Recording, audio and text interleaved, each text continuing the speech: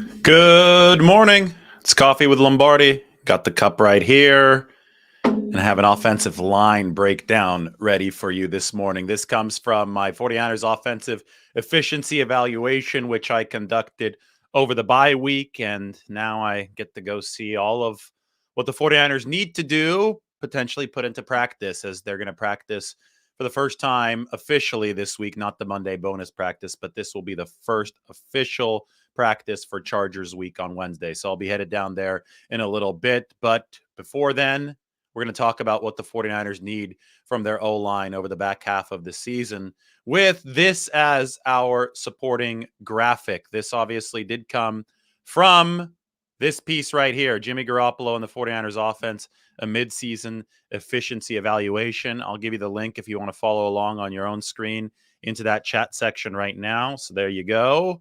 It is there. And now we're going to talk this because blue is good and red is bad.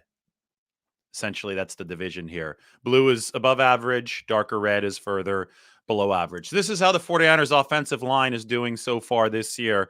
You'll notice that there's a lot of red on the right side and not that much red, and it's lighter red on the left side. So something interesting is happening this year. And this is the phenomenon that the 49ers are dealing with, which is foreign to those of us who have followed this team closely throughout the Kyle Shanahan, John Lynch era. The 49ers pass blocking, which is this left column, has been better than their run blocking.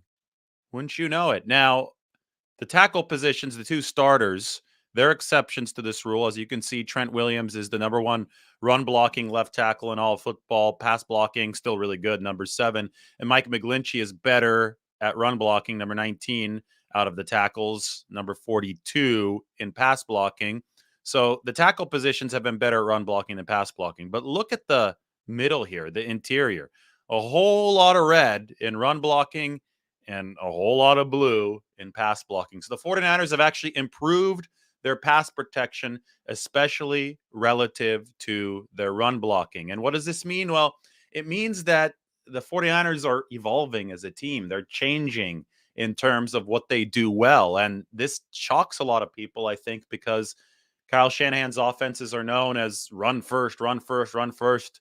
To hell with pass protection. Let's try to run. Let's try to stay ahead of schedule. And if we fall behind schedule, well, maybe Jimmy Garoppolo will bail us out. That's what's happened, right, in previous years with that third down efficiency from him. But more often than not, the 49ers have been in compromised situations when they've had to deal with a downhill pass rush, right? When the run game hasn't been with them. And that's why you see the record, right? When they trail by 4 or more points in the fourth quarter, you'd expect maybe a couple more wins here and there. Well, if you're built to run downhill and the pass protection isn't there, right? When the run game isn't working, if the run blocking is your forte, then you're obviously going to be a team that needs to be within closer striking distance, or you're a team that is trying to play downhill yourself, right? You're trying to be that team that's pounding the rock, staying ahead, controlling game tempo. But things, I think, are shifting a little bit from what the 49ers, have done from what we're used to here over the past few years with how they're built up front. So you take a look at this, and the run blocking has been worse than the pass blocking. But I have to underscore that this is not an acceptable formula for the 49ers to think that they're legitimate Super Bowl contenders. And that's why I made this video, what the 49ers need from the O-line. That in general, they're going to need more of this red on the right side to turn into blue. It's great that they are, have relatively become better pass blocking wise, and the grades on pass blocking across the board from different services, pass block win rate, PFF grade, those all support the notion that the pass protection has been better. But Shanahan still strives to run a balanced offense, and that allows him to call the plays and allow for the deception that he really enjoys out of the play action. And if it looks like this, if there's so much more red on the right side of the column, then Shanahan is unable to fully unleash the trickery. I don't want to say trickery, although they did run some trickery against the Rams, but he's unable to fully unleash the part of his play calling that compromises opposing defenses. He only is able to unleash that through balance. And I'll give you a couple stats here because I think under center versus shotgun really illustrates the evolving nature of what Shanahan is comfortable with given his offensive line. In 2019, the 49ers ran under center over 50% of the time. Their shotgun rate was 44% in 2019. The 49ers shotgun rate now is 66%.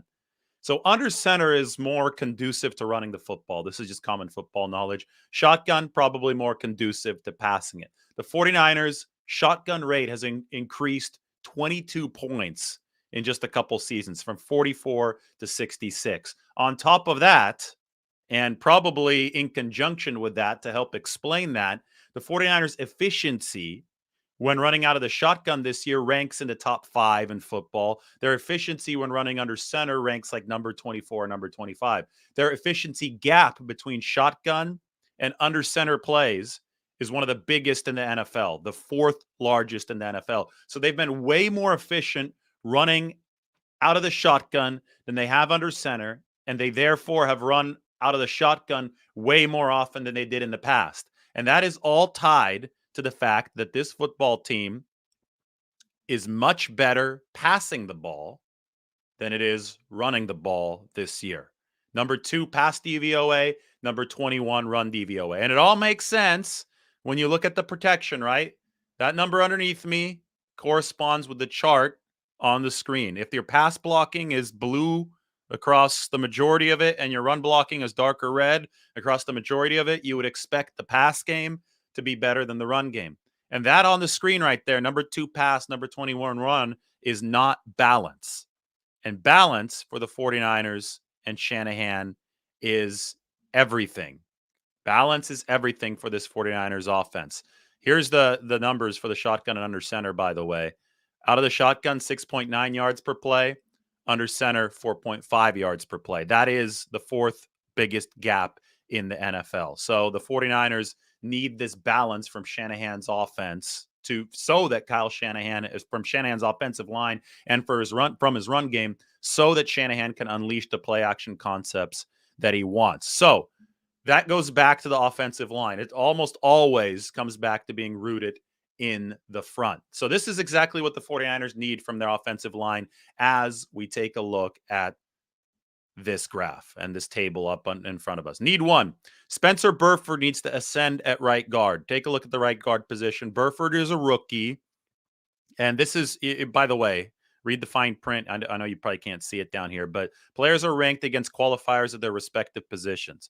There are about 60 qualifying tackles, 60 qualifying guards, and 30 qualifying centers. So Spencer Burford in pass blocking is number 35 of about 60 qualifying guards. So slightly below average for Spencer Burford, a rookie, in pass blocking. Not terrible. The run game, he struggles a bit more. He's number 55 out of about 60 qualifying guards, with a score of 44.5 from Pro Football Focus. Check them out. So Burford at right guard has clearly been the biggest weakness on this 49ers offensive line. So it's no surprise that the 49ers are running a timeshare between Spencer Burford and Daniel Brunskill. Brunskill has objectively been better in limited time at right guard, number 18 above average in pass blocking, number 48 in run blocking. Now, why are the 49ers playing both of these guys, you ask? Why aren't they just playing Brunskill if Brunskill is the veteran and he's better? And that's because they believe that Spencer Burford, being a raw rookie, can, by the end of this season, by playoff time, he has more potential for growth. They believe he can be better than Daniel Brunskill across the board once he gets more work under his belt, once he gets those reps under his belt. And through that, they think they can raise the ceiling of a right guard position that has been one of this team's Achilles heels over the past several seasons. Right guard cost the 49ers in the Super Bowl. Right guard has cost the 49ers last year. Right guard wasn't good. Brunskill wasn't good enough in the playoffs there last year, and the 49ers were leaking a lot of oil over that right guard position.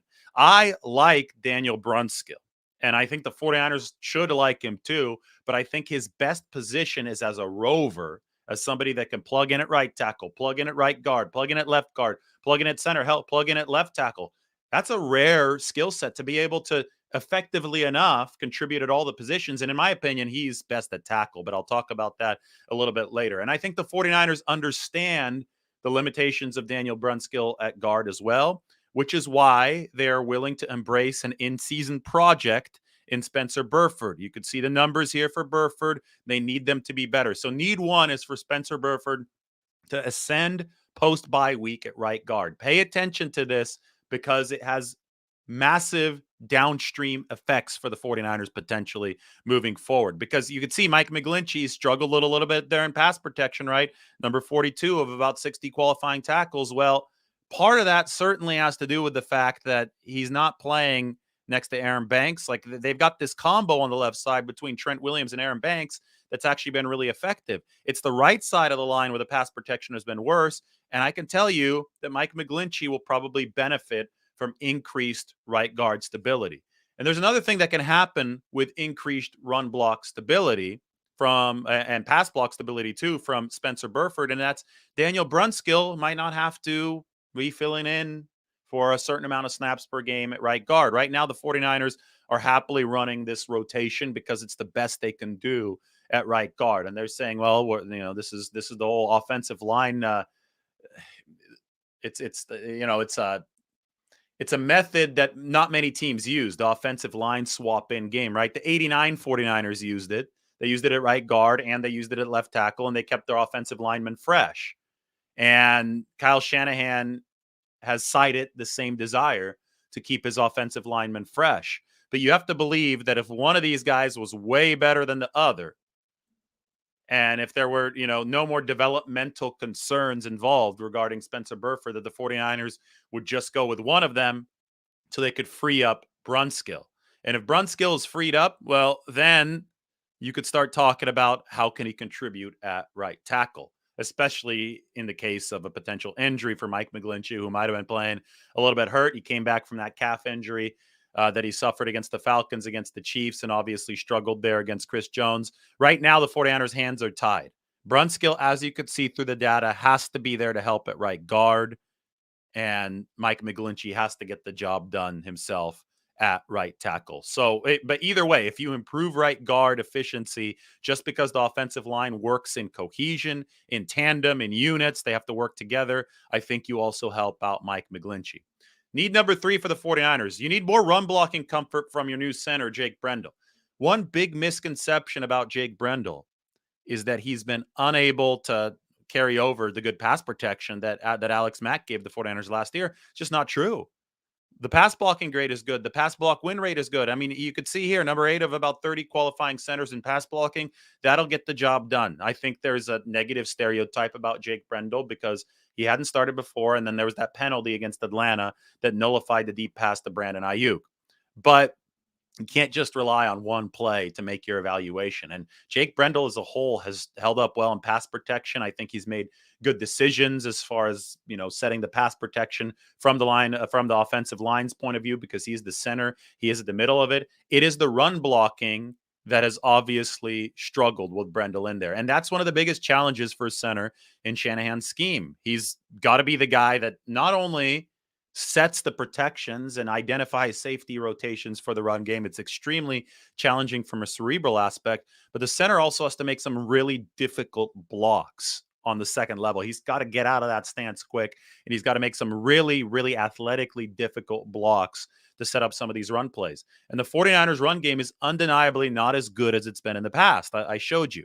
49ers run game is in the 20s in DVOA, and the run blocking hasn't been as good. And it starts with the center, number 27 in run block grade from PFF. So the 49ers need Brendel to be the tide, the rising tide that lifts all boats as far as better run blocking from the center position. Can they expect this coming out of the bye? I think so. I think the 49ers can expect to get better out of the bye because this run game is based on intricacy. 1 centimeter here, 1 inch there, whatever minute measurement you want to use, that sometimes is the difference between a 49ers run play succeeding and a 49ers run play failing under Kyle Shanahan. There's a reason why this team really hits its stride offensively later in seasons. We saw it in 2019. We saw it in 2021.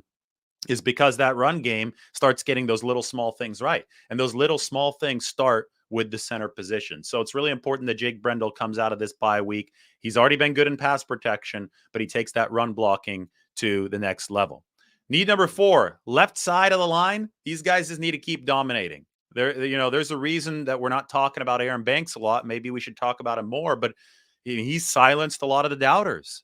Aaron Banks has been good in pass protection, good in run blocking, and he's next to one of the best players in football. Trent Williams has been the best run blocker in football and one of the best pass protectors in football. That left side is balling out. And if you're just looking at pass protection, left tackle, left guard, and center are all playing really well. And that's Jimmy Garoppolo's blind side, right? So there's a reason why Jimmy Garoppolo has the keys to attain a good year and why he's been playing really well for the 49ers. And one of those reasons is that the pass protection on his blind side has been really good. The run blocking to that left side has also been good. The left side needs to keep this up, though.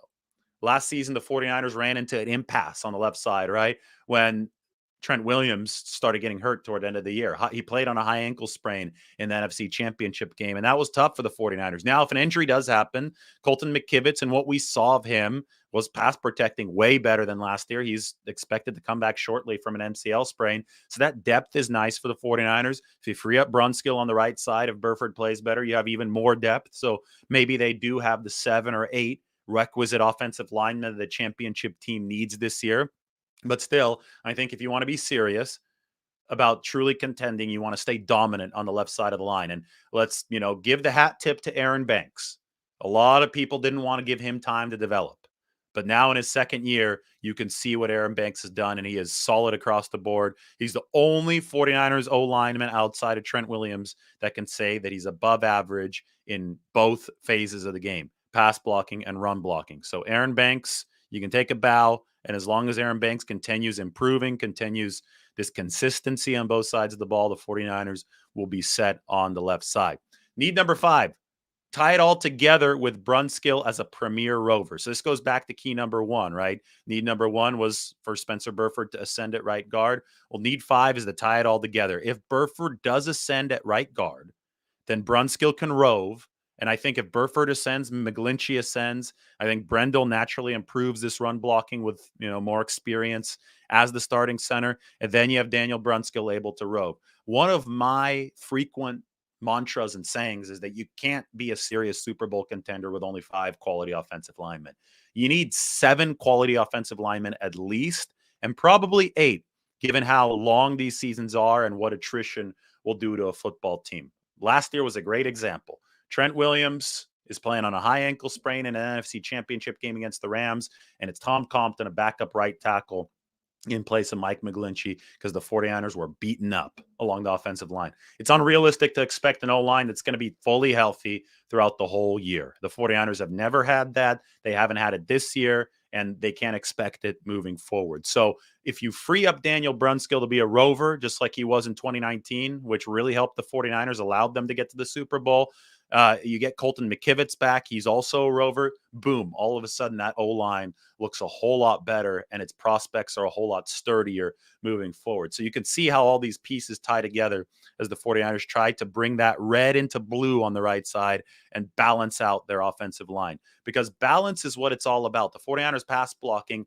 has been better than its run blocking right now. But again, Kyle Shanahan can't do 100% of what he wants if he doesn't have balance in the 49ers offense. And right now, the problem is the 49ers are passing the ball a lot more efficiently than they're running it. Christian McCaffrey is obviously a huge part of the formula to balance out this DVOA gap right here between number 2 and number 21. But the offensive line, I think, when you look at the red on the right and the blue on the left that I showed you, the offensive line is absolutely integral to that process as well. So that's what the 49ers need to do along the offensive line to fix things. Let me take a look at some of these questions here as we're doing coffee with Lombardi.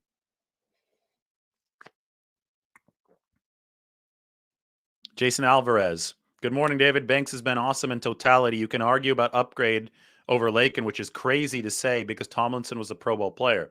Yeah, Tomlinson was in the Pro Bowl last year, and I agree that Aaron Banks has been a stud. If he might be better in pass protection. Tomlinson was always about average, maybe a little bit above average, sometimes below average in pass protection. He's not having a great year for the Jets, that's for sure. And Aaron Banks is a whole lot more affordable. So definitely an upgrade when you consider relative to cost, right? Aaron Banks over Laken Tomlinson. And we'll see how Aaron continues to evolve over the course of this season. Not a bow. Aaron Banks should give everybody the middle finger, all of his critics. Well, Aaron's a nicer guy than that. Really, just he's funny, mild mannered. He didn't deserve, and nobody does. These guys go out there and they're all working hard at their jobs, and then people who know nothing about their jobs just start spewing stuff that doesn't make any sense as far as criticism goes, right, on social media. And I mean, these are people. These are people that are doing their best. And Aaron Banks, I could say, has been putting his head down and he's been working hard. You criticize where it's warranted. It never really was warranted for Aaron Banks, though. I mean, he was a rookie learning how to play at the NFL level. They had a guy in his position last year, so he learned behind him. And as soon as Aaron Banks grabbed the torch this year, he's done a good job. He's done exactly what the 49ers needed him to do, and that is replace Laken Tomlinson after year 2. Why didn't Banks play one snap last year? Did he suck, then get great? What? It's a long story with Aaron Banks. Last year, Aaron Banks was hurt during training camp, so that put him behind schedule because he had to rework his body a bit coming from college to the NFL. Season started. 49ers had Tomlinson and Daniel Brunskill in. Remember, Banks is a bit more natural on the left side. He was never going to replace Tomlinson last year. He was going to replace Brunskill. They thought about inserting Banks later in the season for Brunskill, but then they went on a win streak, and Shanahan didn't want to mess with the chemistry. So they decided to just sit Banks. Now, has Banks gotten better? Yes. John Lynch even said that this training camp, there were some rough spots for Aaron Banks working at left guard. Remember, the 49ers put Jason Poe in there for a couple first-team reps during training camp. But Banks is a game day player. He's a guy that shows up on game day, and that's what the 49ers learned from week 1 onward. So, long story last year, worked out for the 49ers, made it all the way to the NFC Championship game. It was a situation where you probably weren't going to get much better performance as a rookie from Aaron Banks as a rookie than you would have from Daniel Brunskill, especially since Banks would have had to play on the other side of the 49ers offensive line, right? He wouldn't have been playing his natural left guard position. So the 49ers just rolled with what they had last year and let Banks develop. And now this year he's taken over that left guard spot. So sometimes it just takes a year. Sometimes it just takes some development. It's the NFL. It's a grown man league. And Banks has reworked his body and grown into that role for the 49ers. What do I think of the potential two-headed monster of Elijah Mitchell and Christian McCaffrey? I think it's going to be legit for the 49ers. I mean, if they stay healthy, that's going to be an interesting backfield, especially when Kyle Shanahan lines them both up at the same time in the backfield. He did that with Wilson, Jeff Wilson, and Christian McCaffrey. Well, I think the outside zone possibilities are much greater with Elijah Mitchell in there. Joey Nichols. I think Burford may be playing out of position. I think he's more of a right tackle. I'd at least give that more serious consideration in the offseason, deciding on what they decide to do with McGlinchey. And I think they will. McGlinchey's in a contract year, right? So we'll see what they do at right tackle moving forward. Don't discount Colton McKivitz for a right tackle position either. He was pass blocking really, really well in some fill-in duty at left tackle for the 49ers. Then he sprained his MCL. Now he's slated to come back shortly. We'll see if Colton McKivitz is in the 49ers' plans moving forward.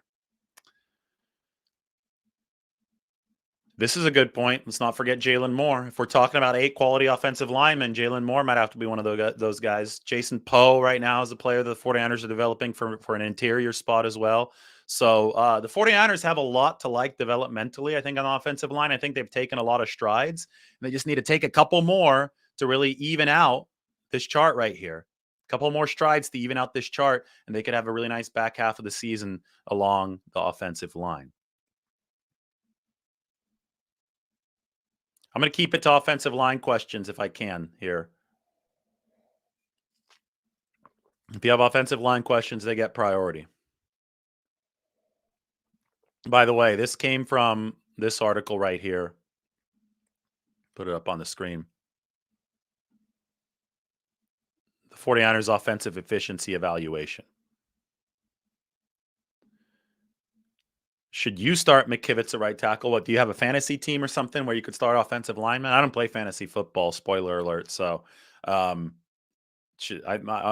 guessing you mean should the 49ers start McKivitz at right tackle? I mean, I don't think they will unless there's an injury. I think they believe in McGlinchey. Again, one thing about McGlinchey is that he's been dealing with an unsettled right guard position. That's been the worst position for the 49ers. And I don't blame Burford. I really like Spencer Burford. I just think that I'm illustrating to you what the 49ers are develop a rookie over the course of the year because they believe that rookie is going to raise the ceiling of that right guard position. But McGlinchey working in tandem with right guard, that's also something McGlinchey has to deal with, right? So that's why the second half of the season is going to be so fascinating for the 49ers, because I fully believe that they're in position to get a whole lot better on this chart right here in the second half of the season on that right side. That red can turn into blue, and that can help McGlinchey, who's right now ranked number 42 of about 60 tackles in PFF pass blocking grade on the right side.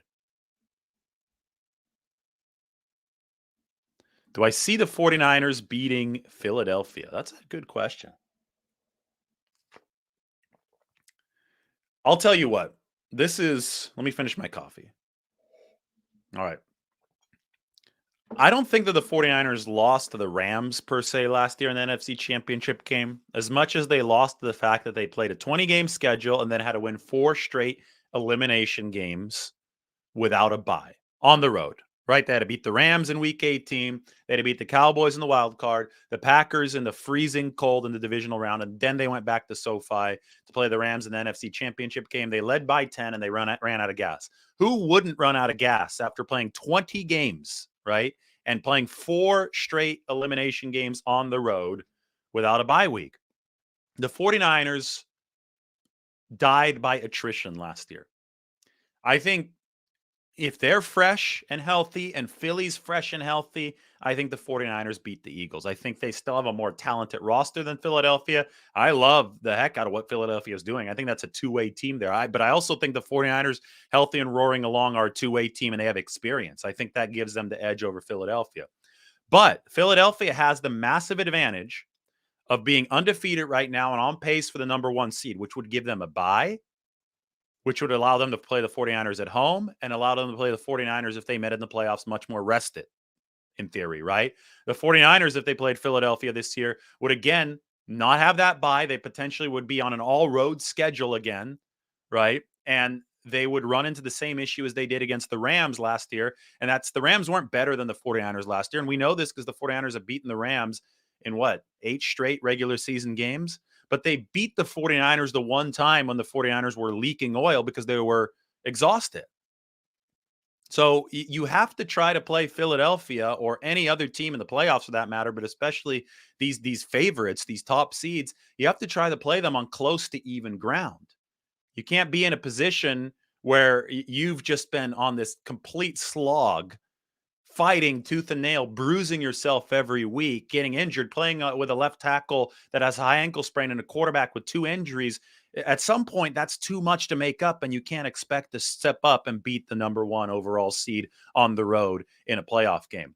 So that's why the second half of the season is so important for the 49ers, because they can get themselves into more advantageous position for the playoffs, to where they can be a little bit rested, to where they're not fighting this deadline pressure of last year, where they're walking a tightrope, right? Week 18, wild card, divisional playoff, NFC Championship game. It was exciting, but it was exhausting, and it ultimately caught up to the 49ers. These next 9 games, the playoffs start now, because you make the path in the playoffs that much easier if you take care of your business over the next 9 games. You make it manageable, and the numbers are insane. I brought this up in 2019 before the 49ers played the Seahawks in week 17. And I said, the numbers are very, very clear. You have over a 50% chance of making the Super Bowl if you are the number 1 seed with a bye week and all your games at home. And the 49ers blew everybody out, right? They blew out the Vikings. They blew out the Packers. They went on to the Super Bowl. But if you have to go the long way, if you have to win a wild card game on the road, then you have to win a divisional game on the road, and then the NFC Championship game on the road, that is a parlay that's really hard to hit. That's really, really hard to hit. And the 49ers had to hit that parlay in 2021. They almost hit it, but they didn't. In 2019, they didn't, and they made it to the Super Bowl. So the difference between those 2 paths is this next 9-game stretch. The 49ers take care of business over the next 9 games. They go 7-2, 8-1. I don't know what they need to go, but if they take care of business and make it at least remotely manageable, I'm not saying get the number 1 seed, because Philly may already have that close to locked up because they're 4 games ahead of the 49ers, but make it decently manageable over these 9 games. Get a home game. set yourself up so that maybe you even get some rest in week 18. I mean, that could be really, really, really big, right? Then all of a sudden you're talking. Then you're in a position to make a serious run at things without running out of gas like the 49ers did last season. What's Bosa's efficiency rating? Number 1 in pass rush productivity for Nick Bosa, leading the entire NFL. Yeah. Christian McCaffrey does help take pressure off of Garoppolo, Mike McGlinchey, everybody. Christian McCaffrey is the rising tide that lifts all boats for this 49ers offense.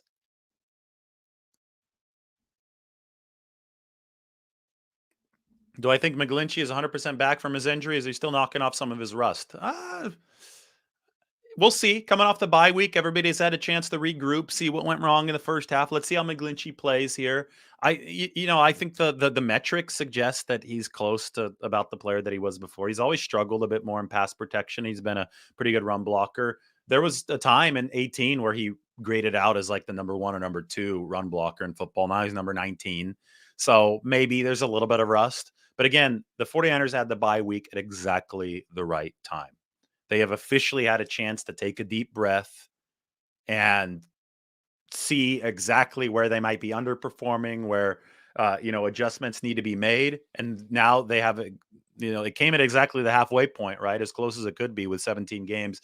And now they can apply what went wrong. And Mike McGlinchey, I think, is on that list here moving forward. So I'm really excited to see how the 49ers respond to a bye week that really let us evaluate precisely where this team is at. Between my offense and defensive evaluations, I said, wow, this football team's got a lot of potential. There's been a lot of volatility and variance. They actually rank as the second most volatile team in football. But that means that the 49ers ceiling, the distance between where they are now and their ceiling, is the biggest distance in all of football. And that's extremely exciting if you follow the 49ers, right? They can be one of the best teams in football based on what we've seen out of their volatility index. They just have to apply that consistency in the second half. And that's why the bye week coming at the time that it did, given the health situation, just given the self-eval situation, that's why that's so exciting and so beneficial potentially for the 49ers. All right, guys. Been going for over 30 minutes. I got some stuff to do. So thanks for all the questions today. Once again, we went over the 49ers offensive line with this table right here. Let me put it back up on the screen. They got to get that red on the right and turn it into blue. That's the key of the second half because balance is everything for Shanahan's 49ers offense. You unleash the balance, you unleash the play action, and then it's all good news for the 49ers. So go ahead and check that out. There's actually a lot for you to check out. This is the 49ers and Jimmy Garoppolo, their midseason offense evaluation, all up here on The Athletic. I mean, you could take a look at the midseason DVOA profile. Let me put this up on the screen for you. There you go. This is the piece that you need to check out. There are multiple pieces that you actually need to check out on The Athletic. I did the offensive efficiency evaluation, and then obviously here's the defensive efficiency evaluation. See a lot of people asking about Nick Bosa. Well, here's Nick Bosa, pass rush productivity, top of the league for the 49ers. Interior pass rush needs to get better. That's why the potential return of Eric Armstead is so important for the 49ers. So all these pieces, you can access them at The Athletic. I'll put the banner up so you can see it right here. Subscribe to The Athletic. Check out all of this. I have broken the 49ers down in depth here over this bye week. A lot of charts, a lot of tables, a lot of good stuff, and a lot of, just what the 49ers are thinking and what they should be thinking moving forward as they try to turn this into a true two-way team down the stretch. At 4-4 with good efficiency numbers, but volatile efficiency numbers at the halfway point, I think that's certainly possible. Chargers are next for the 49ers. A lot more content is too. Like the video, sub to the channel, have a really good, what is it, Wednesday? Yeah, have some good coffee today, have some good food today, and enjoy the middle of the week. Everybody take care.